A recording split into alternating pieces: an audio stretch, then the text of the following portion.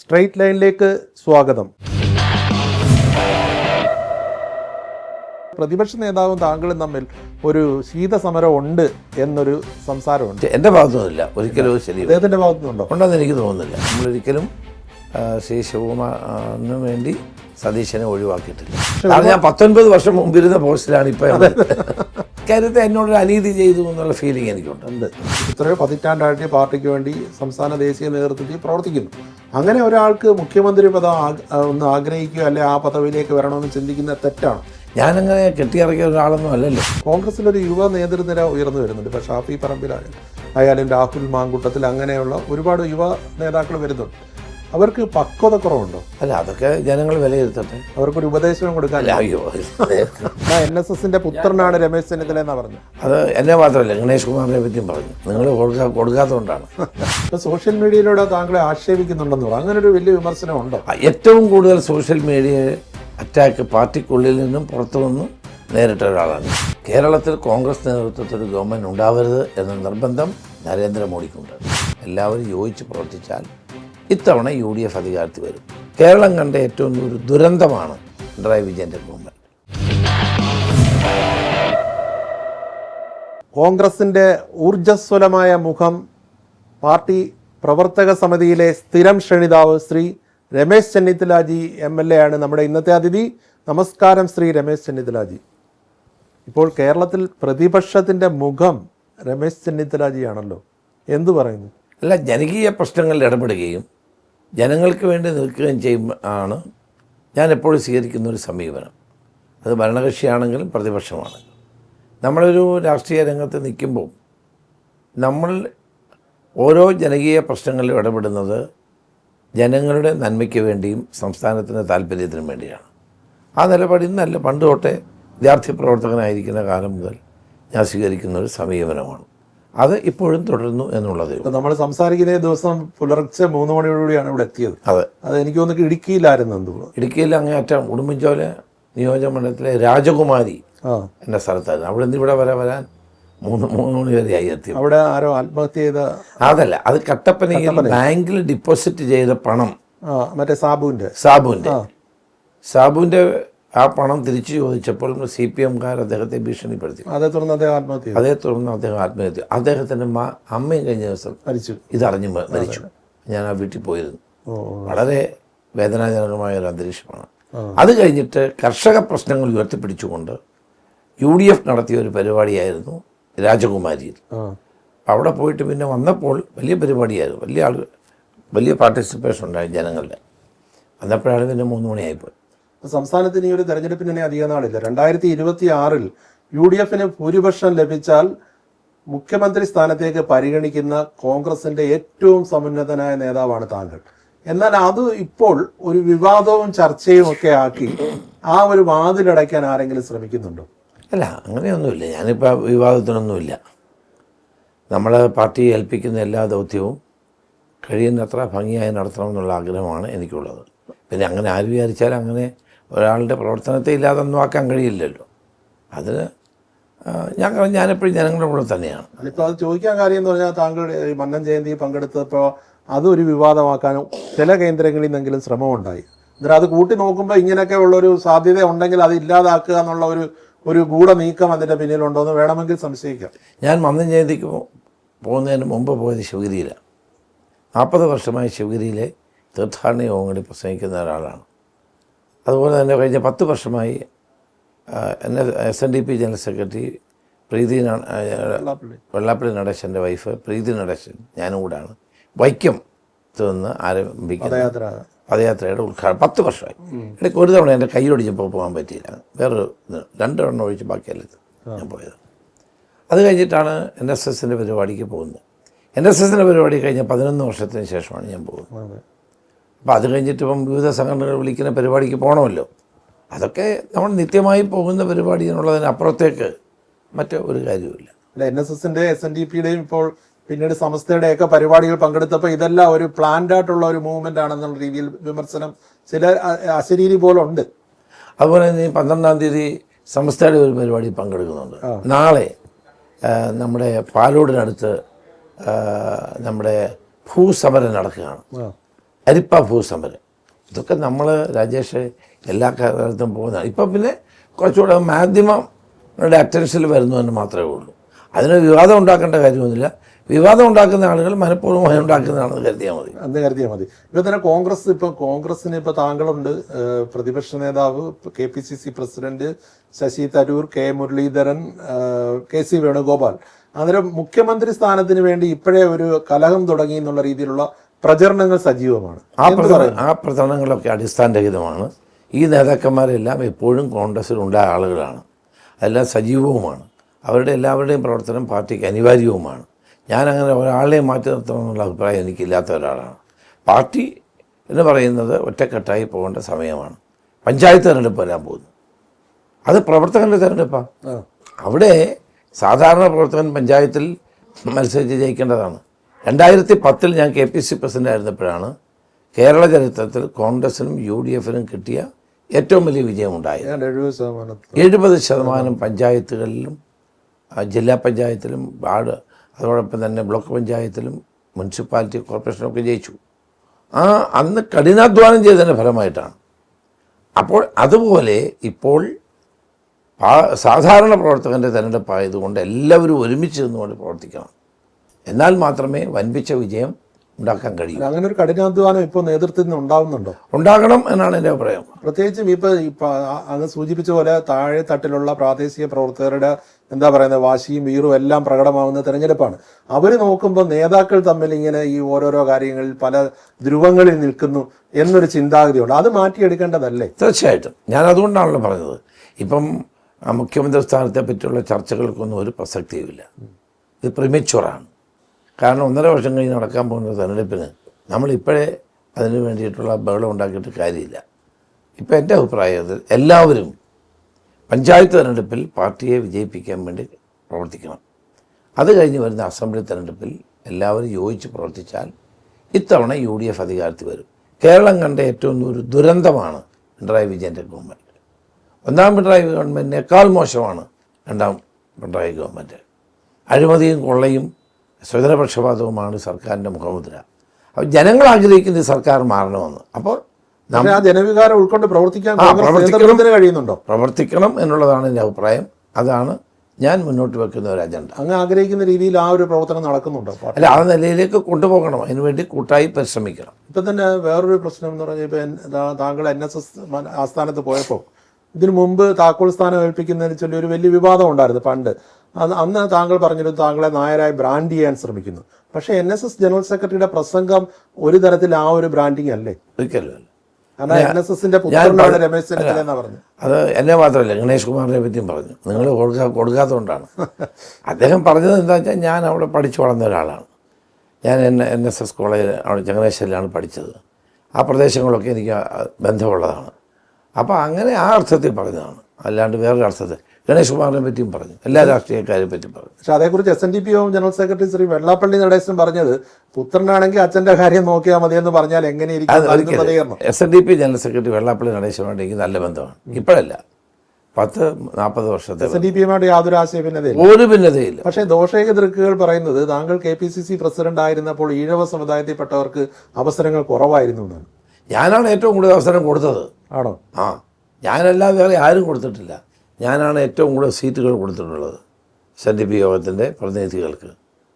ജയിക്കുക തോക്കുക എന്നുള്ള വേറൊരു കാര്യം. ഞാനാണ് കൊടുത്തിട്ടുള്ളത്. ജയസാധ്യതയുള്ള സീറ്റുകളാണ് എല്ലാ ജയസാധ്യതയുള്ള സീറ്റുകളിൽ കൊടുത്തത്. തിരുവനന്തപുരത്ത് ശരത്ചന്ദ്ര പ്രസാദിന് സീറ്റ് കൊടുത്തു, മോഹനേന്ദ്രന് 2 തവണ സീറ്റ് കൊടുത്തു, ഇവിടെ ലാലിന് കൊടുത്തു സീറ്റ്. അങ്ങനെ അതുപോലെ തന്നെ ഇവിടെ നമ്മൾ ഓരോ ജില്ല എടുത്ത് നോക്കാം. നമുക്ക് കൊല്ലം ജില്ലയിൽ ബിന്ദു കൃഷ്ണയ്ക്ക് സീറ്റ് കൊടുത്തു.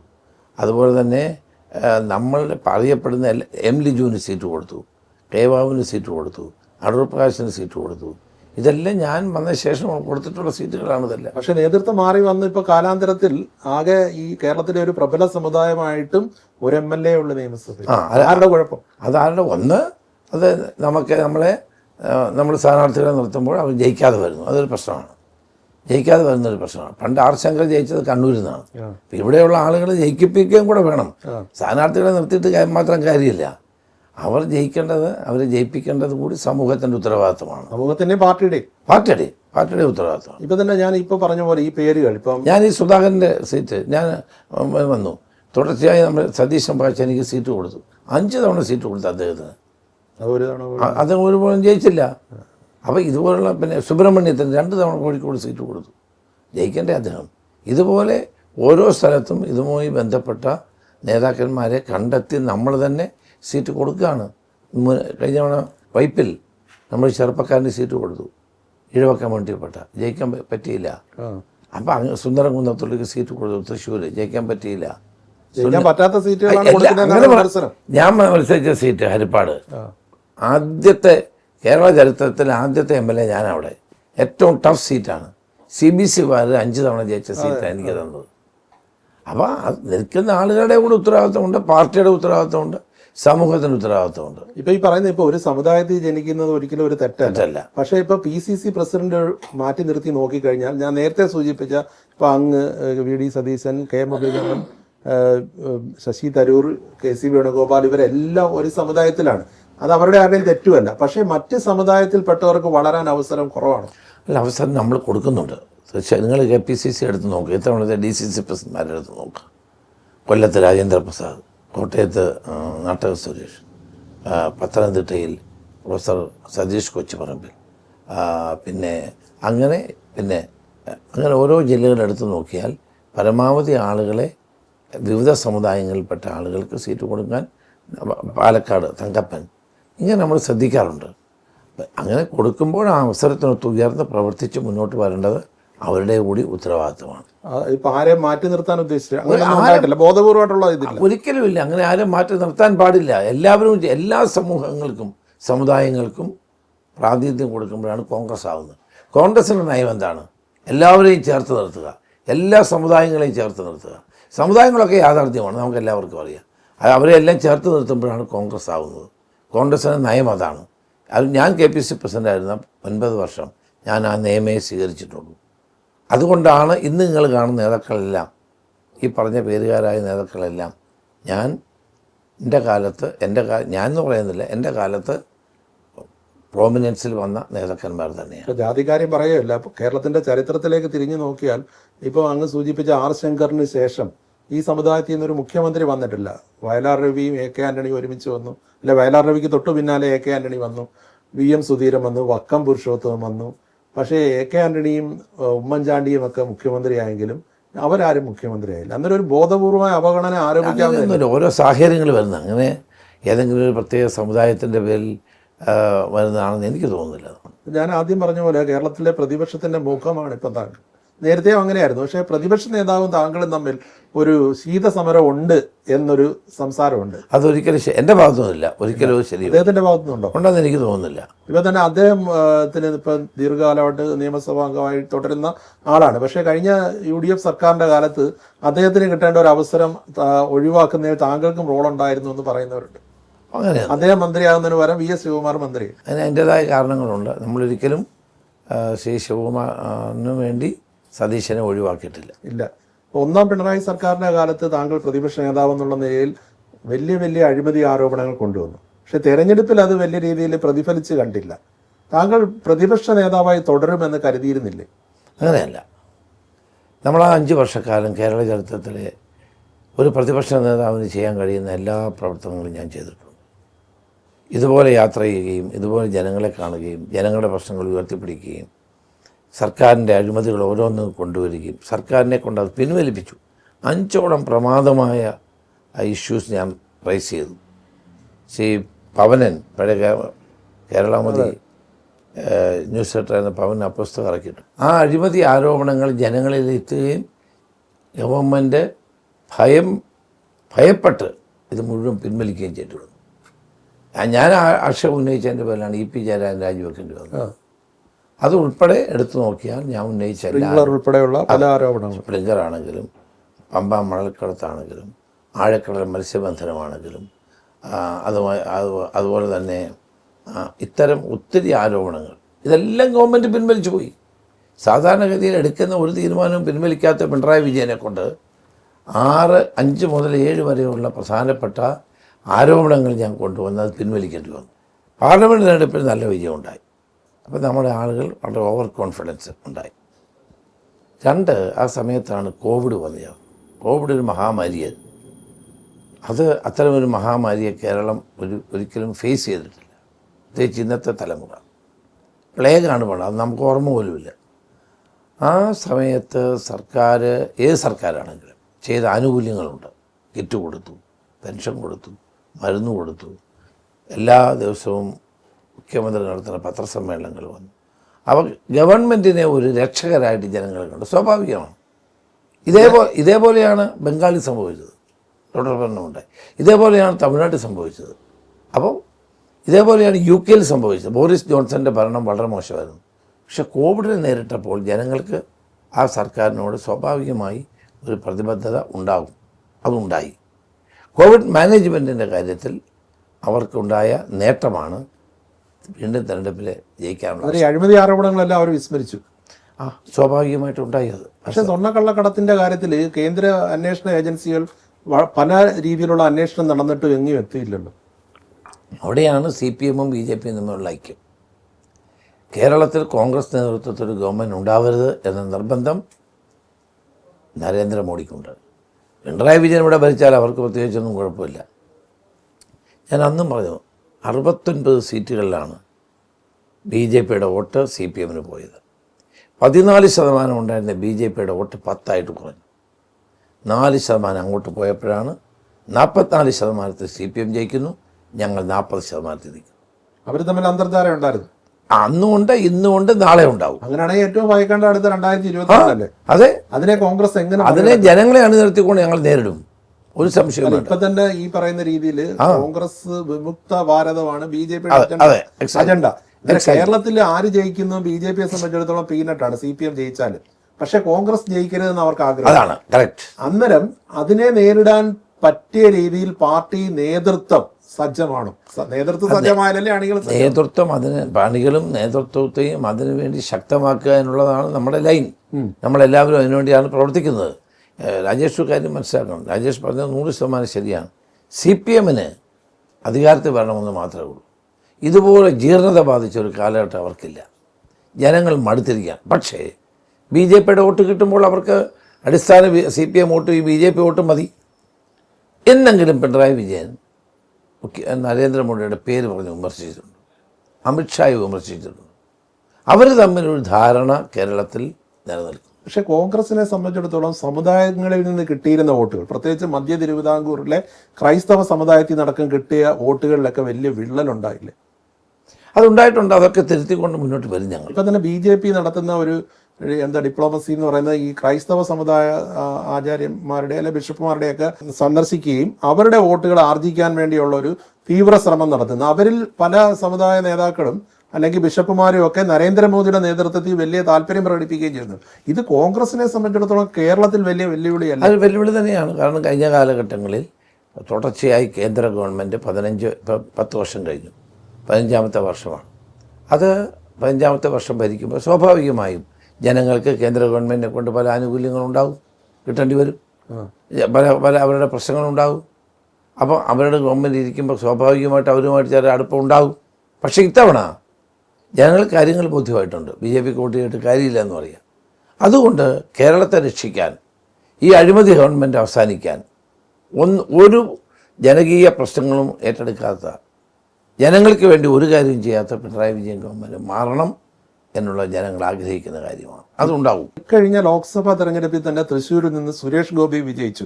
അവിടെ LDF-ന്റെ 17,000 വോട്ടുകളെ കുറഞ്ഞുള്ളൂ. മറിച്ച് കോൺഗ്രസിന് അതിനെക്കാട്ടി വലിയ രീതിയിലുള്ള വോട്ട് ചോർച്ചയുണ്ടായി. അന്നേരം ഈ BJP ആർജിക്കുന്ന വോട്ട് കോൺഗ്രസിന്റെ ആണ് എന്നുള്ള വിലയിരുത്തൽ നടത്താവുന്നേ ഉള്ളൂ. ശരിയല്ല. കോൺഗ്രസിൻ്റെ മാത്രമല്ല, നിങ്ങൾ ആറ്റിങ്ങൽ എടുക്കുക, നിങ്ങൾ ആലപ്പുഴ എടുക്കുക. അവിടെ CPM 1ാം സ്ഥാനത്തിരിക്കുന്ന പല നിയോജക മണ്ഡലങ്ങളും 3ാം സ്ഥാനത്ത് പോയി. അപ്പോൾ ഞങ്ങളെക്കാൾ ഒരു പക്ഷേ കൂടുതൽ ഇത്തവണ പാർലമെന്റ് തെരഞ്ഞെടുപ്പിൽ വോട്ട് പോയത് CPM-ന്റെ ബേസ് വോട്ട് പോയെന്ന് അവർ തന്നെ അംഗീകരിക്കുന്നുണ്ട്. പക്ഷെ ആ ബേസ് വോട്ട് കോൺഗ്രസിന് കിട്ടിയില്ല, BJP-ക്കാണ് കിട്ടുന്നത്. അതെ, BJP-ക്കാണ് പോയത്. അപ്പം അത് കണ്ട് പരിഹാര നടപടികൾ സ്വീകരിക്കാനാണ് ഞങ്ങൾ ശ്രമിക്കുന്നത്. അങ്ങനെ ഒരു കൂട്ടായ ശ്രമം ഉണ്ടോ? ഉണ്ട്. ഇപ്പോൾ തന്നെ നേതാക്കന്മാർ ഒരു ഭാഗത്ത് ചേരിചേരിഞ്ഞ് നിൽക്കുന്നു, മറുഭാഗത്ത് ഇങ്ങനെ ഓരോ നേതാക്കന്മാർ ഓരോ ദിവസം. ഇപ്പം തന്നെ കഴിഞ്ഞ ദിവസം UDF കൺവീനർ സമുദായ നേതാക്കളെ പോയി കണ്ടുകൊണ്ട് മുഖ്യമന്ത്രിയാകാമെന്നില്ല എന്ന് അദ്ദേഹം കമന്റ് ചെയ്യുന്നു. മുരളീധരൻ അതേ രീതിയിൽ തത്തുല്യമായിട്ട് ഒരു പരാമർശം നടത്തുന്നു. കോൺഗ്രസിന് അതിന് ചില ചിട്ടവട്ടങ്ങളുണ്ട്. ഇങ്ങനെയുള്ള പരസ്യ വിമർശനങ്ങൾ ഇത് ആർക്ക് ഗുണം ചെയ്യും? അല്ല, ഇതിനകത്തുള്ള പ്രധാനപ്പെട്ട കാര്യം, ഇത്തരം വിമർശനങ്ങൾ പാർട്ടിക്കകത്ത് കോൺഗ്രസ് ഒരു ജനാധിപത്യ പാർട്ടി ആയതുകൊണ്ട് ആളുകൾ അഭിപ്രായം പറയും. പക്ഷേ ഇന്ന് ആവശ്യം, എൻ്റെ അഭിപ്രായം, ഇന്ന് ആവശ്യം എല്ലാവരും കൂട്ടായി പ്രവർത്തിക്കുക, പരസ്പരം കാര്യങ്ങൾ ചർച്ച ചെയ്യുക, ഒറ്റക്കെട്ടായി മുന്നോട്ട് പോകും. അതുണ്ടായാൽ നമ്മൾ ജയിക്കും. ആര് മുൻകൈ എടുക്കും? ആ പാർട്ടി ലീഡർഷിപ്പാണ് മുൻകൈ എടുക്കും. ഇപ്പം തന്നെ പാർട്ടി, ഞാൻ ലീഡർഷിപ്പിലുണ്ടായിരുന്ന കാലത്ത് ഞാൻ തന്നെ മുൻകൈ എടുത്തു. ഇപ്പോഴത്തെ ലീഡർഷിപ്പിലുള്ള ആളുകൾ അതിന് മുൻകൈ എടുക്കണം. ഇപ്പൊ തന്നെ പാർട്ടി ലീഡർഷിപ്പിൽ മാറ്റം, അതായത് KPCC പ്രസിഡന്റിനെ മാറ്റണം എന്നുള്ളൊരു ശക്തമായ വാദം ഒരു വിഭാഗത്തു നിന്നും ഉയർന്നു വരുന്നുണ്ട്. അക്കാര്യത്തിൽ താങ്കളുടെ നിലപാട് എന്താണ്? അത് പാർട്ടി ഹൈക്കമാൻഡ് തീരുമാനം. ഇതുവരെ അതുമായി ബന്ധപ്പെട്ട ഒരു ചർച്ച ഉണ്ടായിട്ടില്ല. അല്ലെ, KPCC പ്രസിഡന്റ് എന്നുള്ള നിലയിൽ ശ്രീ K. സുധാകരന്റെ പ്രവർത്തനങ്ങൾ എങ്ങനെ കാണും? മെച്ചപ്പെട്ട പ്രവർത്തനം തന്നെയാണ്. മെച്ചപ്പെട്ട പ്രവർത്തനം. അദ്ദേഹത്തിന് അപാകതയൊന്നും പറയാനില്ല. ഇല്ല, അദ്ദേഹം തുടരുന്നതിനും തെറ്റില്ല. അല്ല, അത് പാർട്ടി ഹൈക്കമാൻഡാണ് തീരുമാനിക്കേണ്ടത്. അദ്ദേഹം കൂടിയാണ്. ഇപ്പൊ പ്രതിപക്ഷ നേതാവിന്റെ പ്രവർത്തനത്തെ എങ്ങനെ കാണുന്നത്? മെച്ചപ്പെട്ട പ്രവർത്തനമാണ്. നമ്മൾ നേരത്തെ ചർച്ച ചെയ്തതാണ്. കഴിഞ്ഞ ഒന്നാം പിണറായി സർക്കാരിന്റെ കാലത്ത് താങ്കൾ വലിയ ആരോപണങ്ങൾ കൊണ്ടുവരിക, അതിൽ പലതിൽ നിന്നും സർക്കാരിന് പിന്തിരിയേണ്ടിയും വന്നു. അപ്പോൾ ആദ്യം താങ്കൾ തന്നെ പറഞ്ഞു അതിനെക്കാട്ടി മോശം സർക്കാരാണ് രണ്ടാം പിണറായി സർക്കാർ. പക്ഷെ ആ രീതിയിലുള്ള ആക്ഷേപങ്ങൾ ഉന്നയിക്കുന്നതിലും ജനമധ്യത്ത് ഇത്തരം ദുഷ്ചെയ്തികൾ ഉണ്ടെങ്കിൽ അത് തുറന്നു കാട്ടുന്നതിലും പ്രതിപക്ഷം വിജയിക്കുന്നുണ്ടോ? അത് നിങ്ങൾ വിലയിരുത്തേണ്ട കാര്യമാണ്. എന്നെ സംബന്ധിച്ചിടത്തോളം സതീശന് ചെയ്യാൻ കഴിയാവുന്ന കാര്യങ്ങൾ ചെയ്യുന്നുള്ളതാണ് എൻ്റെ വിശ്വാസം. ജോസ് കെ മാണി, അല്ലെ കേരള കോൺഗ്രസ് മാണി ഗ്രൂപ്പ് ഇന്ന് ജോസ് കെ മാണിയുടെ നേതൃത്വത്തിലുള്ള പാർട്ടിയെ ഇങ്ങോട്ട് കൊണ്ടുവരണമെന്നുള്ളൊരു വാദമുണ്ട്. അന്ന് കെ മാണി പുറത്തു പോകുന്നതിന് വഴിയൊരുക്കിയതിൽ ഒരാൾ താങ്കളാണെന്ന് വിമർശനമുണ്ട്. അല്ല, അന്നത്തെ സാഹചര്യത്തിൽ ചില പ്രശ്നങ്ങളുണ്ടായിരുന്നു, സത്യമാണ്. ഞാൻ തന്നെയല്ലേ ജോസ് കെ മാണിക്ക് രാജ്യസഭാ സീറ്റ് വരെ കൊടുത്തത്. അതിന് എന്തെല്ലാം പ്രതിസന്ധി നമ്മൾ നേരിട്ടു ഓർക്കുന്നില്ലേ? PC ചാക്കോയും PJ കുര്യനും VM സുധീരനും ഒക്കെ നമ്മളെ എന്തെല്ലാം വിമർശിച്ചു. അപ്പോൾ അവരെ പിടിച്ചു നിർത്താൻ നമ്മൾ മാക്സിമം നോക്കിയതാണ്. ഇപ്പൊ വീണ്ടും കൊണ്ടുവരാനുള്ള അങ്ങനെയൊന്നും ശ്രമം ആരംഭിച്ചിട്ടില്ല. അവരുടെ ചർച്ചയും നടന്നില്ല. ഒരു ചർച്ചയുണ്ട്. പക്ഷെ ലീഗ് ഉൾപ്പെടെയുള്ള പാർട്ടികൾ അവരെ പോലുള്ളവർ വരണം എന്നുള്ള അഭിപ്രായം. അതിപ്പം ഒരു തെരഞ്ഞെടുപ്പ് വരുമ്പം സ്വാഭാവികമായിട്ടും ആര് വന്നാലും നല്ലതാണെന്നുള്ള ചിന്താഗതി ഉണ്ടാവില്ല. ഇപ്പം അത് സംബന്ധിച്ച് ഒരു ഔദ്യോഗിക ചർച്ചയും ഉണ്ടായിട്ട് UDF വികസിപ്പിക്കാനുള്ള എന്തെങ്കിലും ചർച്ച ഇതുവരെ ഉണ്ടായതാ എനിക്കറിയില്ല. വികസിപ്പിക്കേണ്ടതില്ലേ? അല്ല, ആര് വന്നാലും നല്ല കാര്യമാണ്, സംശയമൊന്നുമില്ല. ഏറ്റവും ഒടുവിലത്തെ സംഭവം കഴിഞ്ഞ ദിവസം ഈ PV Anvar MLA forest office അടിച്ചു തകർത്തതിന് ഒത്താശ ചെയ്തെന്ന് പറഞ്ഞ് പോലീസ് അറസ്റ്റ് ചെയ്ത് രാത്രി ജയിലിലടച്ചു. ഇന്നലെ ജാമ്യം കിട്ടി. അൻവർ ഇന്നിപ്പം നമ്മൾ ഈ സംസാരിക്കുന്ന ദിവസം ലീഗ് നേതാക്കളായിട്ടുള്ള പണക്കാട് സാദിഖ് അലി ശിഹാബ് തങ്ങൾ, കുഞ്ഞാലിക്കുട്ടി അടക്കമുള്ളവരെ കണ്ടിട്ടുണ്ട്. അദ്ദേഹം ഈ UDF-ലേക്ക് വരുന്നതിനെ കുറിച്ച് അങ്ങയുടെ അഭിപ്രായം? അല്ല, അങ്ങനെ UDF വരാനുള്ള ഒരു ചർച്ചയും ആരംഭിച്ചിട്ടില്ല. അത് UDF കൂട്ടായി എടുക്കേണ്ട തീരുമാനമാണ്. അത് ആ സന്ദർഭം വരുമ്പോൾ ഞാൻ എൻ്റെ അഭിപ്രായം പറയും. അല്ല, ഇങ്ങനെയുള്ള ഈ ഗവൺമെന്റിനെ എതിർക്കുന്ന അല്ലെങ്കിൽ CPM-നെ എതിർത്ത് മുന്നോട്ട് വരുന്നവരെ ഏകോപിപ്പിക്കുന്ന ഒരു സമീപനം കോൺഗ്രസ് സ്വീകരിക്കേണ്ടതാണോ അല്ലേ? അല്ല, പണ്ട് സ്വീകരിച്ചേക്കുന്ന സമയം അതല്ലേ. ഇപ്പോൾ KR ഗൗരിയമ്മ വന്നു, MV രാഘവൻ വന്നു, അബ്ദുള്ളക്കുട്ടി അന്ന് വന്നു. അതൊക്കെ നമ്മൾ അബ്ദുള്ളക്കുട്ടിയാണെങ്കിലും ശിവരാമനാണെങ്കിലും ആലപ്പുഴയിലെ മനോജാണെങ്കിലും ഒക്കെ ഞാൻ കൊണ്ടുവന്ന ആളുകളാണ്. അതിലെ ഓരോ കാലഘട്ടങ്ങൾ. നെയ്യാറ്റിൻകരയിലെ പഴയ MLA നമ്മുടെ സെൽവരാജ്, ഇതൊക്കെ വന്ന എൻ്റെ കാലഘട്ടം, ഞാൻ പ്രസിഡന്റ് ആയിരിക്കുന്ന കാലഘട്ടം. അപ്പം CPM-നെ ദുർബലപ്പെടുത്താൻ കിട്ടുന്ന ഒരവസരവും നമ്മൾ കളയാൻ പാടില്ല. CPM മുമ്പത്തെക്കാളും ആര് വന്നാലും സ്വീകരിക്കുന്ന ഒരു സമീപനം. സ്ഥാനാർത്ഥിയാണ്ട് ഡോക്ടർ AP സരിനെ കൊണ്ടുവന്ന പോലെ അതേ രീതിയിൽ അതേ എതിരാളിയെ ദുർബലപ്പെടുത്താൻ കിട്ടുന്ന അവസരം പ്രയോജനപ്പെടുത്തുന്നു. ആ നിലപാട് കോൺഗ്രസിനും വേണ്ടതല്ല. അത് ഇതുവരെ ചർച്ചയായിട്ടില്ല, വരട്ടെ. ചർച്ച PV അൻവർ വന്നാലും സ്വാഗതം ചെയ്യാൻ സാധ്യതയുണ്ട്. അല്ല, അത് ചർച്ചകളിലൂടെ പരിഹരിക്കേണ്ട കാര്യമാണ്. അദ്ദേഹത്തെ അറസ്റ്റ് ചെയ്ത നടപടി ഏറ്റവും ശക്തമായി വിമർശിച്ച ആൾ ഞാനാണ്. ആദ്യം ഫസ്റ്റ് സ്റ്റേറ്റ്മെന്റ് എൻ്റെ ആയിരുന്നു.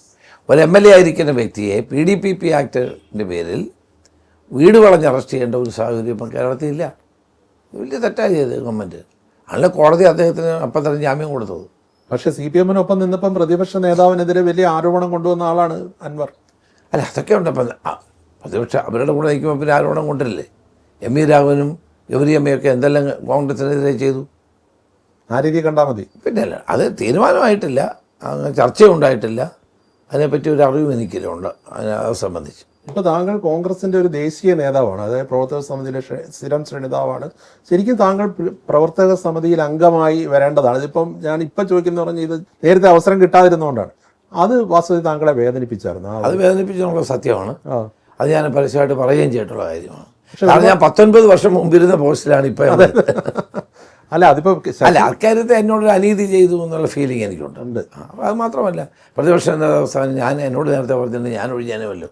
അത് താങ്കളോട് ആലോചിക്കാതെ ഉമ്മൻചാണ്ടി ഈ കാര്യം അവരോട് നേരിട്ട് ചോദിച്ചതാണ്. ഒഴിയണോ വേണ്ട, എസ് സി വേണുവാൻ്റെ വീട്ടിൽ പോയി ചോദിച്ചു. കാർഗേജി വന്നപ്പോൾ അദ്ദേഹത്തോട് ചോദിച്ചു. അങ്ങനെയൊക്കെ നേതൃത്വത്തിന് അങ്ങനെ ഒരു താല്പര്യം ഉണ്ടായിരുന്നെങ്കിൽ നമ്മൾ അപ്പോഴേ ഒഴിഞ്ഞാനേ. അപ്പം നമ്മളോട് അൺസെറമോണിയസ് ആയി. അതെ, അതൊരു ഫീലിംഗ് എനിക്കുണ്ട്. അതിനുശേഷവും ഞാൻ ഒരക്ഷരം വേണ്ടിയിട്ടില്ല. ഉണ്ടോ? ഡിസിപ്ലിൻഡ് ആയിട്ടുള്ള പാർട്ടി. ഞാൻ ഈ പാർട്ടിക്ക് ദോഷകരമായി ബാധിക്കുന്ന ഒരു കാര്യവും ഞാൻ പറഞ്ഞിട്ടില്ല, ഒരു സ്റ്റേറ്റ്മെൻറ്റ് ഞാൻ കൊടുത്തിട്ടില്ല. പക്ഷേ എൻ്റെ 19 വർഷം മുമ്പ് ഞാനിരുന്ന പോസ്റ്റിലേക്ക് പിന്നെ എന്നെ വെക്കുമ്പോൾ സ്വാഭാവികമായിട്ട് രാജേഷ് വേദന ഉണ്ടാവില്ലേ? തീർച്ചയായിട്ടും. പക്ഷേ ഞാൻ വല്ലതും പറഞ്ഞിട്ടുണ്ടോ? അപ്പോഴും എന്നെ ഏൽപ്പിച്ച ഉത്തരവാദിത്തം ഞാൻ നിറവേറ്റുകയാണ് ചെയ്തത്. താങ്കൾ ഒരുപാട് കാര്യങ്ങൾ ഇങ്ങനെ ഉള്ളിൽ ഒതുക്കുന്നുണ്ട്. ഇത് എഴുതത്തില്ല. കാരണം കേരള പൊളിറ്റിക്സ് നോക്കിയാൽ തന്നെ ഏറ്റവും നന്നായി വായിക്കുന്ന ഒരാളാണ് താങ്കൾ. എന്നിട്ട് ഇതൊക്കെ എഴുതൂ എന്തെങ്കിലും ഒരിക്കലും. അത് നമുക്ക് നോക്കാം, സമയമുണ്ടല്ലോ. അപ്പം മറ്റൊന്നെന്ന് പറയുന്നത് ഇപ്പോൾ കോൺഗ്രസിൻ്റെ സംഘടനാ ചുമതലയുടെ general secretary Shri KC Venugopal. ഈ പൊതുവെ രാഷ്ട്രീയ നിരീക്ഷകർക്കിടയിലൊക്കെയുള്ള ചർച്ച കേരളത്തിൽ കോൺഗ്രസ്സിലെ ശ്രീ രമേശ് ചെന്നിത്തലയും ശ്രീ VD സതീശനും തമ്മിൽ തർക്കമുണ്ടാകുന്ന ഒരു വേള വരികയും കോൺഗ്രസിന് ഭൂരിപക്ഷം കിട്ടുകയും ചെയ്താൽ KC വേണുഗോപാൽ ഒരു ഇറക്കുമതി സ്ഥാനാർത്ഥിയായി അല്ലെങ്കിൽ കൺസെൻസസ് കാൻഡിഡേറ്റായി വരാൻ സാധ്യതയുണ്ടെന്ന് പറയുന്നു. അതൊക്കെ നിങ്ങളുടെ ഭാവനാവിലാസങ്ങളാണ്. ഇവർ രണ്ടുപേരും ഞാൻ ഒത്തിരി സഹായിച്ചിട്ടുള്ള വ്യക്തികളാണ് രണ്ടുപേരും. താങ്കൾക്ക് ശേഷം വന്നവരാണോ? ഞാൻ കൊണ്ടതാണെന്നൊന്നും ഞാൻ പറയുന്നില്ല. ഞാൻ അവരുടെ ഗോഡ് ഫാദർ ആണെന്നും പറയുന്നില്ല. എങ്കിലും ആ രീതിയിലുള്ള അതിൽ അങ്ങനെയുള്ള ഒരു അവകാശവാദം എനിക്കില്ല. പക്ഷേ നമ്മളെ ഓരോ കാലഘട്ടം ഞാൻ യൂത്ത് കോൺഗ്രസ്സിലും KSUവിലും KPCCയിലും ഒക്കെ പ്രവർത്തിച്ചപ്പോൾ എൻ്റേതായ ചെറിയ ചെറിയ സഹായങ്ങളൊക്കെ ഞാൻ അവർക്ക് ചെയ്തിട്ടുള്ള ആളുകളാണ്. അവരാരും എനിക്കെതിരാണെന്നൊരു വിശ്വാസം എനിക്കില്ല. പക്ഷെ 19 വർഷം മുമ്പ് CWCയിൽ വന്ന താങ്കളേക്കാൾ ഇപ്പോൾ KC വേണുഗോപാൽ പാർട്ടിയുടെ സംഘടനാ ചുമതലയുള്ള ജനറൽ സെക്രട്ടറിയാണ്. അദ്ദേഹം ആ ചുമതല ഭംഗിയായി നിറവേറ്റുന്നുണ്ട് എന്നാണ് അഭിപ്രായം. എന്നാണ് എൻ്റെ വിശ്വാസം. ഇപ്പോൾ K കരുണാകരനുമായിട്ട് ഏറ്റവും ഹൃദയപരമായ അടുപ്പം പുലർത്തിയ ഒരു നേതാവാണ് താങ്കൾ. താങ്കൾ വളരെ ചെറിയ പ്രായത്തിൽ മന്ത്രിയായി അദ്ദേഹത്തിൻ്റെ മന്ത്രിസഭയിലാണ്. പക്ഷേ K കരുണാകരൻ ഇപ്പോൾ തിരുവനന്തപുരത്ത് ഒരു സ്മാരകം, അതൊരു പ്രതിമയുണ്ട്, പക്ഷേ ഒരു സ്മാരകം നിർമ്മിക്കുമെന്ന് KPCC പറയാൻ തുടങ്ങിയിട്ട് ഒരുപാട് കാലമായി. സ്ഥലവും ഉണ്ട്. അതിലൊക്കെ ആരാണ് ഇതിൻ്റെ? KPCC പ്രസിഡൻ്റായി ഞാൻ ഇരിക്കുമ്പോഴാണ് Rajiv Gandhi institute of development studies 5 acre സ്ഥലം വാങ്ങി അവിടെ ഞാനൊരു വലിയ മനോഹരമായ ഒരു കെട്ടിട സമുച്ചയം ഉണ്ടാക്കി. ഇന്ന് പാർട്ടിയുടെ എല്ലാ ക്യാമ്പും നടക്കുന്നത് അവിടെയാണ്. രാജേഷ് പോയിട്ടുണ്ടോ എന്ന് എനിക്കറിയില്ല. പോയിട്ടുണ്ട്. അതിമനോഹരമല്ലേ? ഇതുപോലെ ഒരു പാർട്ടിക്കും ഇല്ല കേരളത്തിൽ, ഇന്ത്യയിൽ ഒരു കോൺഗ്രസ് പാർട്ടിക്കോ മറ്റു പാർട്ടിക്കോ ഇല്ല. അത് സംഭാവന ചെയ്ത ഒരാളാണ്. K കരുണാകരൻ്റെ പ്രതിമ തിരുവനന്തപുരത്ത് സ്ഥാപിച്ചത് ഞാൻ പ്രസിഡൻ്റായിരിക്കുമ്പോഴാണ്. R ശങ്കറുടെ പ്രതിമ സ്ഥാപിച്ചത് ഞാൻ KPCC president, Sarathchandra Prasad chairman committee, ഞാൻ എൻ്റെ ചെയർമാനാണ്. അത് കഴിഞ്ഞിട്ട് ലീഡറുടെ ഞാൻ ഏറ്റവും ബഹുമാനിക്കുകയും ആദരിക്കുകയും ചെയ്യുന്ന വ്യക്തിയാണ് ലീഡർ K കരുണാകരൻ. അദ്ദേഹത്തിൻ്റെ പ്രതിമ, അദ്ദേഹത്തിൻ്റെ ഒരു സ്മാരകം സ്ഥാപിക്കാൻ, ഒരു ഗവേഷണ പഠന കേന്ദ്രം സ്ഥാപിക്കാൻ വേണ്ടി ഉമ്മൻചാണ്ടി ഗവൺമെൻറ്റിൻ്റെ കാലത്ത് ഞാനാണ് KPCC പ്രസിഡന്റ് എന്നുള്ള നിലയിൽ അപേക്ഷ കൊടുത്ത് ആ സ്ഥലം അലോട്ട് ചെയ്തു. പാളയത്ത് സ്ഥലം അലോട്ട് ചെയ്ത് AK ആൻ്റണിയെ കൊണ്ട് എൻ്റെ തറക്കല്ലിട്ടു. അത് കഴിഞ്ഞപ്പോഴാണ് എനിക്ക് KPCC പ്രസിഡന്റ് സ്ഥാനത്ത് മാറേണ്ടി വന്നത്. അതിനുശേഷം അത് നടക്കാത്തത് എനിക്ക് ദുഃഖമുണ്ട്, സംശയമൊന്നുമില്ല. ഇപ്പോൾ അതിന് വേണ്ടിയിട്ടുള്ള ചില പ്രവർത്തനങ്ങൾ നടന്നുകൊണ്ടിരിക്കുകയാണ്. വൈകാതെ എല്ലാവരും ചേർന്ന് പൂർത്തിയാക്കാൻ ശ്രമിക്കും. താങ്കൾക്ക് വളരെ ഹൃദയബന്ധം ഉണ്ടായിരുന്ന നേതാവ്. തീർച്ചയായിട്ടും. ആ നിലയ്ക്ക് പാർട്ടി ഇപ്പോഴത്തെ പിന്നീട് വന്ന KPCC നേതൃത്വം അതിൽ കുറെ കൂടെ ഒരു ശുഷ്കാന്തി കാണിക്കുന്നുണ്ട്. അല്ല, ഇപ്പോൾ അവർ അതിനുള്ള തീരുമാനമൊക്കെ എടുത്ത് അതിൻ്റെ ഫണ്ട് സമാഹരണമൊക്കെ നടക്കുകയാണ്. ഇപ്പോൾ BJPയിലേക്ക് ഇനിയും കോൺഗ്രസിൽ നിന്നുള്ള നേതാക്കൾ പോകുമെന്ന് പറയുന്നുണ്ട്. പ്രത്യേകിച്ചും കേരളത്തിലെ AK ആന്റണിയുടെ മകനും ലീഡറിന്റെ മകളും ഒക്കെ ആ പാർട്ടിയിൽ പോയി കഴിഞ്ഞു. അതിനെയൊക്കെ എങ്ങനെയാണ്? അവരൊക്കെ പോയിട്ട് പാർട്ടിക്ക് ഒരു ദോഷം ഉണ്ടായിട്ടില്ല. ഇല്ല. പക്ഷേ BJPക്ക് ഒരു തുറുപ്പുചീട്ട് പോലെ ദേശീയ തലത്തിൽ ഉപയോഗിക്കാൻ പറ്റി. അതെ, അതുണ്ടായ സത്യമാണ്, അത് ഉപയോഗിക്കാൻ പറ്റി. പക്ഷെ അതുകൊണ്ട് കേരളത്തിൽ അവരുടെ കൂടെ ആരും പോയില്ല എന്നുള്ളതാണ് സത്യം. ഇപ്പം മാധ്യമങ്ങളിൽ നിറഞ്ഞു നിൽക്കുന്ന ഒരു വിഷയം എന്ന് പറയുന്നത് MN വിജയൻ എന്ന് പറയുന്ന ഒരു കോൺഗ്രസ് നേതാവിൻ്റെയും മകൻ്റെയും ആത്മഹത്യയാണ്. ഇന്ന് അദ്ദേഹത്തിൻ്റെ കുടുംബം പരസ്യമായി പറഞ്ഞിരിക്കുന്ന KPCC പ്രസിഡന്റ് പ്രതിപക്ഷ നേതാവും ഒന്നും തിരിഞ്ഞു നോക്കിയില്ല, അവരുടെ പരാതി കേട്ടില്ല എന്നാണ്. എനിക്കതിനെപ്പറ്റി അറിയില്ല. MLA ഇതിൽ ആരോപണ വിധേയനാണ്. ഏതായാലും അതിനെപ്പറ്റി ഒരു അന്വേഷണം നടത്താൻ KPCC ഒരു സമിതിയെ വെച്ചിട്ടുണ്ട്. അച്ചടക്ക സമിതി ചെയർമാൻ ശ്രീ തിരുവഞ്ചൂർ രാധാകൃഷ്ണൻ ഉൾപ്പെടെ. 5 പേരുടെയോ 4 പേരുടെയോ കമ്മിറ്റി വെച്ചിട്ടുണ്ട്. കമ്മിറ്റി പഠിച്ച് റിപ്പോർട്ട് വരട്ടെ. കോൺഗ്രസിലൊരു യുവ നേതൃനിര ഉയർന്നു വരുന്നുണ്ട്. ഇപ്പോൾ ഷാഫി പറമ്പിൽ ആയാലും രാഹുൽ മാങ്കൂട്ടത്തിൽ അങ്ങനെയുള്ള ഒരുപാട് യുവ നേതാക്കൾ വരുന്നുണ്ട്. അവർക്ക് പക്വത കുറവുണ്ടോ? അല്ല, അതൊക്കെ ജനങ്ങൾ വിലയിരുത്തട്ടെ, നിങ്ങൾ വിലയിരുത്തട്ടെ. അവരൊക്കെ എൻ്റെ അനിയന്മാരാണ്. ഞാൻ അവർക്കൊരു ഉപദേശം കൊടുക്കാൻ. അയ്യോ ഉപദ്രവിക്കല്ലേ. ഇപ്പോൾ മഹാരാഷ്ട്രയുടെ ചുമതലയുണ്ടല്ലോ, അവിടെ പക്ഷേ പാർട്ടിക്ക് വലിയ രീതിയിൽ വിജയം നേടാൻ പറ്റിയില്ല. ശരിയാണ്. നമ്മൾ പാർലമെൻറ്റ് തെരഞ്ഞെടുപ്പിൽ ഞാൻ ആദ്യം ചെല്ലുന്ന പാർലമെൻറ്റ് തെരഞ്ഞെടുപ്പിന് മുമ്പ് 3 മാസം മുമ്പാണ്. കഴിഞ്ഞ 10 മാസം ഞാൻ ഏറ്റവും കൂടുതൽ കഷ്ടപ്പെട്ടത് മഹാരാഷ്ട്രയ്ക്ക് വേണ്ടിയാണ്. എന്താണ് അതിൻ്റെ പരാജയം? എനിക്ക് ചെയ്യാൻ പറ്റുന്നത് എന്താ? പാർട്ടിയെ ആക്ടിവൈസ് ചെയ്യുക, കോർഡിനേറ്റ് ചെയ്യുക, തെരഞ്ഞെടുപ്പ് പ്രവർത്തനങ്ങൾ കോർഡിനേറ്റ് ചെയ്യുക. അത് ഞാൻ ചെയ്തിട്ടുണ്ട് എൻ്റെ കഴിവിനകത്ത്. താങ്കളുടെ നിരീക്ഷണത്തിൽ എന്താണ് അവിടെ MVA മുന്നണിക്കകത്തുണ്ടായിരുന്നത് ശരത് പവാറും ഉദ്ധവ് താക്കറെ, അവരൊന്നും മോശക്കാരായ നേതാക്കളൊന്നുമല്ല. അപ്പം അവർക്ക് ചെയ്യാൻ പറ്റാത്ത ഏതായാലും എനിക്ക് ചെയ്യാൻ പറ്റത്തില്ലല്ലോ. എനിക്ക് കോർഡിനേഷനേ പറ്റുള്ളൂ. പല ആളുകൾ എന്നെ സോഷ്യൽ മീഡിയയിലൂടെ ആക്ഷേപിക്കുന്നുണ്ട് ഞാൻ പോയതുകൊണ്ടാണ്. ഞാൻ പോയതിന് മുമ്പ് തന്നെ പാർട്ടി 6ാം സ്ഥാനത്തായിരുന്നു. അവിടെയാണ് നമ്മൾ പാർലമെൻറ്റ് തിരഞ്ഞെടുപ്പിൽ 1ാം കക്ഷിയായിട്ട് ഉയർന്നു. പിന്നെ പാർലമെൻറ്റ് തിരഞ്ഞെടുപ്പ് വന്നപ്പോൾ ഇങ്ങനെയുള്ള സാഹചര്യമല്ല അസംബ്ലി തിരഞ്ഞെടുപ്പ് വന്നപ്പോൾ. ഒന്നാമത് BJPയുടെ അമിതമായ പണത്തിൻ്റെ സ്വാധീനം. ഒരു മണ്ഡലത്തിൽ കോടികൾ ചെലവാക്കിക്കൊണ്ടാണ് തിരഞ്ഞെടുപ്പ് പ്രവർത്തനം.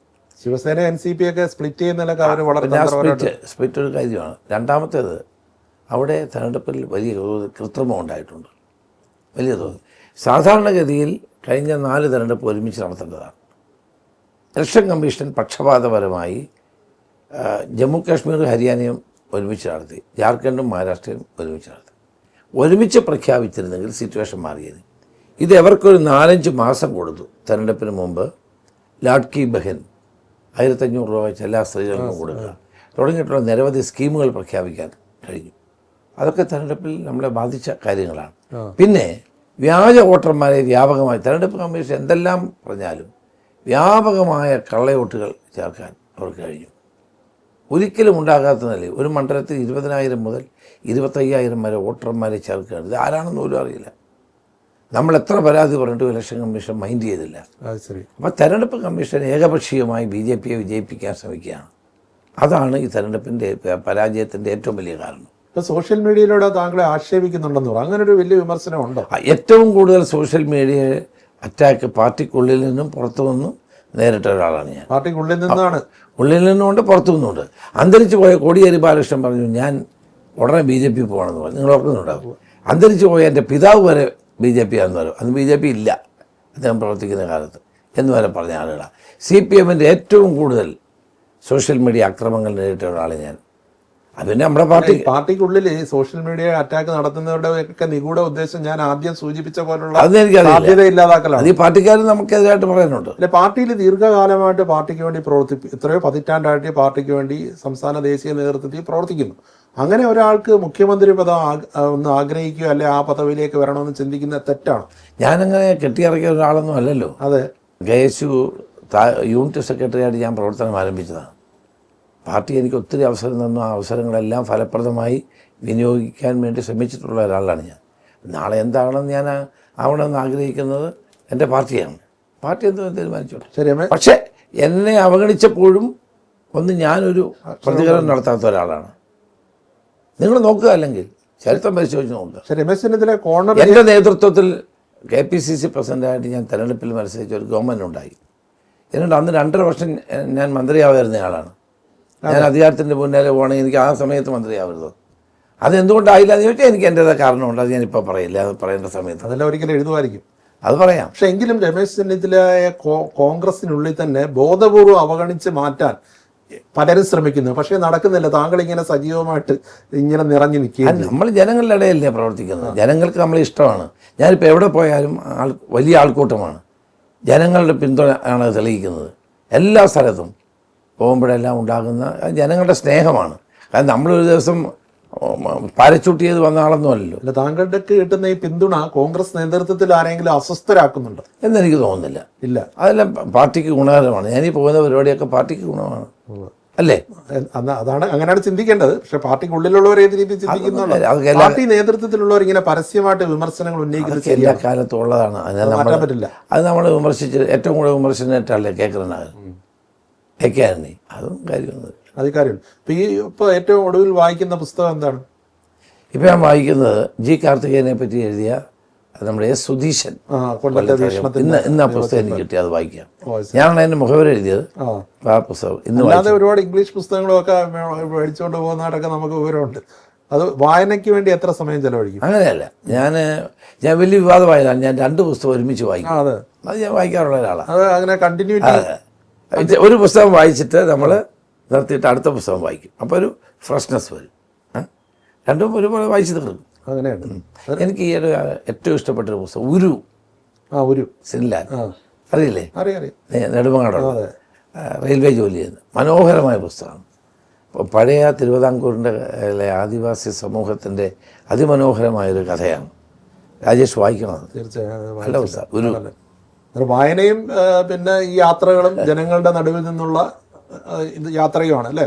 വായനയ്ക്ക് വിട്ടുവീഴ്ചയില്ല. ഇല്ല, അത് കിട്ടുന്ന സമയത്തൊക്കെ വായിക്കും. കേരളത്തിൻ്റെ ഏറ്റവും പ്രിയപ്പെട്ട നേതാവെന്നുള്ള നിലയിൽ വലിയ പദവികളിലേക്ക് എത്തട്ടെ. എല്ലാ ആശംസകളും.